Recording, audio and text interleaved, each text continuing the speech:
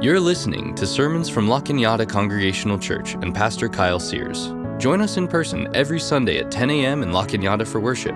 You can find more information about our church online at lacañadachurch.org. So it's no strange thing for me to hear my kids singing songs from Barbie because I grew up with all brothers, and so I wasn't really exposed to Barbie until I became a dad. And since then, I can sing just about every song from Barbie and the Diamond Castle. There was maybe discussions that we would sing Barbie's Life in the Dream House theme song because I also know all of those words and the clapping that goes along with it. But no, we'll let her cat's song stand as our family's performance. But with the Barbie movie, one of the things I appreciate is how the film tries to grapple with the reality of Barbie as a complicated icon. She's empowering, showing girls that they can be anything they want to be, but at the same time, she's a product of the male gaze and sets impossible beauty standards across generations of women. So which one is it as we look at this complicated figure? Our text this morning is going to present a complicated picture as well, that we often come to imagine Jesus as this always perfect, always open, always enduring sort of person. But this story today, the hero of the story is not Jesus. In fact, it is a woman from far beyond Jesus's circle of influence and orbit. And as a result, what we find is that Jesus is the one who learns, grows, and sees the world in a new way because of this woman's influence. And so this story is in Matthew chapter 15, verse 21 through 28. Jesus left that place and went away to the district of Tyre and Sidon. And just then a Canaanite woman from that region came out and started shouting, "Have mercy on me, Lord, Son of David. My daughter is tormented by a demon." But he did not answer her at all. And his disciples came and urged him, saying, "Hey, send her away. She keeps shouting after us." And so Jesus answered, "I was sent only to the lost sheep of the house of Israel." But she came and knelt before him, saying, "Lord, help me." And he answered, "It's not fair to take the children's food and throw it to the dogs." And she said, "Yes, Lord, yet even the dogs eat the crumbs that fall from their master's table." And then Jesus answered her, "Woman, great is your faith. Let it be done for you as you wish." And her daughter was healed from that moment. Now, by the time we get to this point in Matthew's story, he's beginning to show how Jesus is traveling beyond Jerusalem and the familiar setting that most of the story takes place in. And his move away is because John the Baptist has just been beheaded and had his head served on a silver platter to the king. And so Jesus is right to kind of get out of town. But the skeptics and the accusers keep following him, hoping to harass him and catch him into saying something so seditious that he might end up like his cousin. And so by the time he makes it to Tyre and Sidon, far beyond the borders of Jerusalem and Israel, he is worn pretty thin, tired and just needing a break from everything. And so enter into the story this Canaanite woman, except at that time there weren't really Canaanites. Canaanite is an archaic term by even this setting, but it's meant to highlight one of Israel's most famous enemies. As they came into the land for the first time, as they left Egypt, the Canaanites were the ones who were already there and didn't want them there colliding with what was happening. We aren't given a name of this woman. We know Jesus in this story, but this woman is a way to project whatever stereotypes and assumptions we might have about women at the time, about outsiders at the time, about people who are not part of the faith of Jesus and his followers. Instead, we only really know what she is meant to represent, Israel's enemy. She's an outsider, doubly so for being a woman and triply so for having a demon-possessed daughter. We pick up very early on that she is not welcome in this story. Because Jesus was living, as she would even say, into a very specific calling as Messiah, as the Son of David, as the anointed one who would lead God's people in Israel to their freedom. Now, he would do this in a different way than what a normal king would do. He wouldn't bring swords and armies, but instead healing and grace. But it was still meant mostly, and maybe even at this time exclusively, for the people of Israel. Those who were both in the land and then those who had been scattered in the diaspora nearby. But you see, at this point in the story, someone from the outside begins to change even Jesus' perception. When we meet Barbie in our film, we find someone who is perfect. The Barbies, as a total group of people, oversee this utopia. Our Barbie that we meet throws the best parties. Ken has a specific calling. It is beach. President Barbie is president. Dr. Barbie is doctor. Pulitzer Prize winner and Nobel Prize winner Barbie is all those things. And everything makes sense in Barbie land until the idea of death and suffering is introduced. And then the party comes crashing to a halt. When the reality of suffering and rejection interject on what is fun and easy, the made-up world of what is perfect collapses. And there's one person who knows what's really going on, and that's Weird Barbie. The one who smells like basement, I think is what they say. The one who knows that perfection isn't really the way the world works, and that there are more things beyond Barbie land. Now, she thinks the executives at Mattel might have some answers, but they just want to put Barbie in a box and send her back and let this whole thing blow over. Ignore her, please. Ken, meanwhile, thinks that he can dress the part of a man and become in charge, and that works. It's a lot of mink furs, kind of in a Sylvester Stallone in the early 80s kind of vibe. Ken comes to understand that lacking power in Barbie land, he just replaces his identity, and instead of being connected to Barbie, he just becomes his own person and sprinkles a little patriarchy in this utopia and finds that it works quite well for him and his friends. It is in the story only Barbie that chooses to do something constructive, and only after running into the crisis of feeling powerless to stop what is coming, overwhelmed by the fact that she is no longer part of this inside group. And so she reminds me of this Canaanite woman who encounters Jesus and is ignored. But she's not going to be dismissed. There's too much at stake for her, because she too has been confronted with death and suffering, not only in her own body, but in the body of her daughter. Now, Jesus does listen to his disciples, the men in his group, who say, hey, this woman's being pretty loud. Why don't you send her away?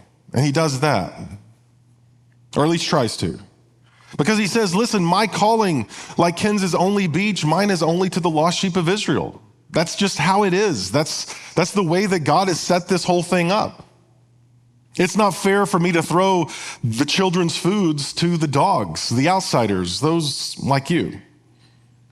Now, at this point, some scholars are going to try to soften Jesus' words. Like, he didn't really mean that. He's trying to test the disciples by kind of trotting out this racist language, or he's trying to test the woman's faith to make sure she really wants her daughter saved.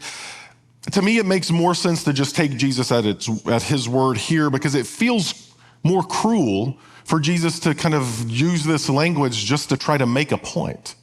It seems instead that it's more fitting for Jesus to fully believe what he's saying here, that there are those on the outside of God's gaze that just aren't going to get the blessings that God has. Or at least not yet. Maybe later on down the road, but right now, I've got to focus here. You know, it's frustrating how so many Christians seem to conclude that we have all the answers, that we have discovered the perfect wisdom here on earth given to us from on high, and therefore those who are outside of our faith or our identity have nothing to offer us. Or even further, that those who are new to faith, or maybe even less committed to our faith or less dogmatic about our faith, have nothing to offer. We hear from those on the outside that sometimes our theology can be harmful, that it just falls in line with the patriarchy that just does nothing but abuse and hurt those who are marginalized in our community, that our practices can sometimes come across as exclusionary, and we dismiss them by saying, well, of course, that's what a sinner would say. But Barbie learns that instead of being this empowering model for all of the girls' potential, that she has made life more difficult for many, that hope and reality collide in the form of the woman who has played with her for so long, Gloria, who has grown up now as an adult, who is confused, frustrated both with her job and with trying to raise her daughter, hoping against hope that her daughter might be healed from whatever is bringing all this conflict into this tween body. And just like the woman in Jesus' story, Gloria's experience of finding that the world isn't as fair as she had hoped it to be, Barbie's experience of seeing how perfection isn't really what holds reality together, begins to reshape the contours of Barbie Land. There's this powerful monologue that Gloria shares that actually is able to wake the women up from associating and supporting the patriarchy, where she explains the tension that women face. Be everything or you're nothing. And I know it's weird that a straight white guy is telling you all this stuff. There's probably a more fitting person to explain what is going on in this story in Scripture, and yet here I am. And I think that it's important to see the reality of how the Canaanite woman changes the trajectory of Jesus' story. I love this story because her experience reshapes Jesus' understanding of his calling. He notices in this woman's response that somehow the good news that he had locked up has escaped the borders of his followers and his land and has somehow found its way into the hearts and hopes of people beyond him.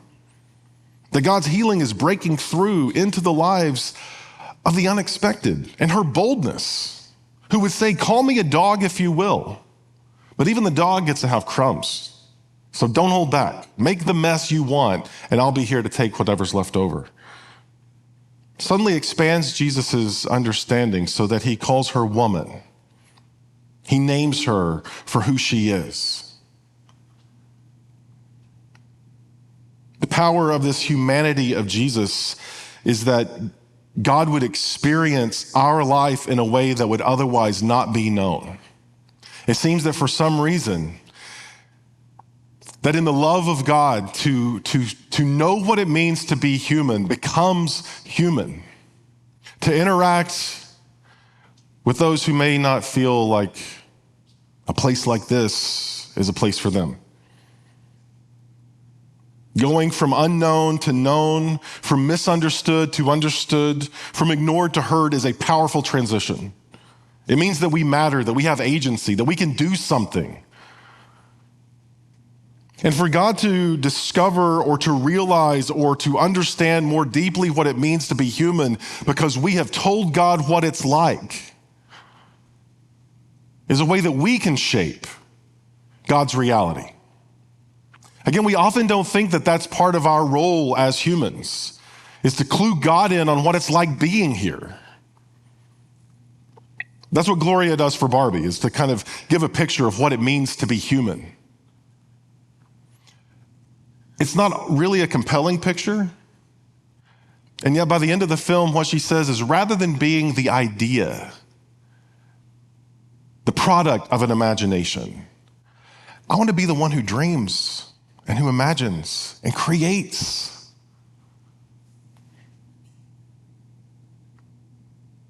Imagine that we have not just this passive reality as God's creation, that God sets spinning in the world and then has a seat until we die and says, hey, thanks for coming to heaven. But what if instead of us being this passive idea from God, that we are instead co-creators with God? Partners in what it means to find love and grace and hope in the midst of a world that is often falling apart. What if, as much as God shapes us, we shape God? As much as God shapes us toward greater compassion and understanding and capacity for love, that it is our relationship with God that does the same for him or her.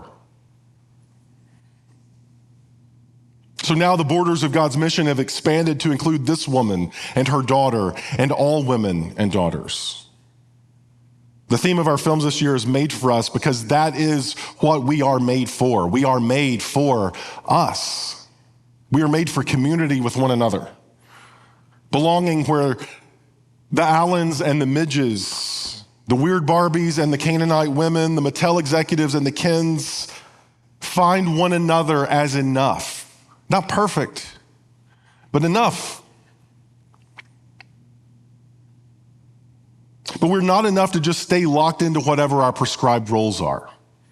Not just the identities that we are given, either when we're born or when we choose a career or whatever it may be, but instead that we are enough simply because we are. We are enough to learn and to fail and to try and to hope and to discover what might happen next. We are enough because we are human. The movie opens with this great callback to 2001, where the Barbies are the children are worshiping at this obelisk of Barbie and all of her plastic perfection. And it ends with Barbara, human, complete but not perfect. An incarnation somehow of the wisdom of both the divine and the mundane, the perfect and the flawed, and that it is somehow in the joining of those two that we get what is complete and real and true. Like Jesus, a person who is shaped by two worlds and finding them at one in all of their conflict and all of their frustration. And as a result, though, closer to the wholeness that we long for. And so my hope is, whether it's stories like Barbie or stories like the Canaanite woman, that we would find ourselves listening to those who might otherwise be ignored. That we would be on the lookout for those whose stories have been discontinued because, they weren't popular to begin with. That we might engage with God with the same boldness that the women in these stories show us. And that we would discover how healing will come even to those that others would reject from the table. My hope is that in doing all of these things, we would see how God longs to know us in all of our tensions, in all of our imperfections, in all of our humanness. And that day by day, we would find ourselves getting a little bit closer to what it means to be fine, to be enough, to be welcomed by God. Amen.